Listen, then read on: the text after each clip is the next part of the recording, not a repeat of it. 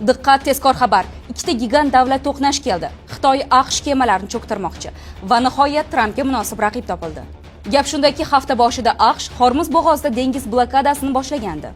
Bundan avval Eron bo'g'ozdan o'zi xohlagan kemalarni o'tkazib, har bir kemadan boj undirayotgandi. G'azablangan AQSh Hormuz bo'g'ozining kirish qismini butunlay to'sib qo'ydi. AQShning dengiz kuchlari Eronga aloqasi bor kemalarni bo'g'ozga kiritmaslik, qarshilik ko'rsatsa zarba berish buyrug'ini oldi. Bu blokada Yevropa davlatlaridan ko'ra ko'proq Xitoyni jazavaga soldi. Chunki Xitoy o'z neftining katta qismini Hormuz bo'g'ozi orqali olardi. Bu dengiz qamali Trampga nima uchun hozir kerak bo'lib qoldi? Eron bo'g'ozni ancha vaqt oldin yopgan edi-ku. Sababi AQSh razvedkasi Eronni qurol-yarog' bilan aynan Xitoy ta'minlayotganini va shu hafta yangi havo mudofaa tizimlarini yetkazib berish niyatida ekanligini payqab qolgan va zudlik bilan yuqoridagi chorani ko'rgan.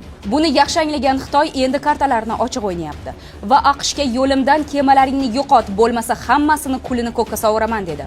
Yaqin soatlar ichida murosa yo'li tanlanmasa, ikki davlat o'rtasida urush boshlanishi mumkin.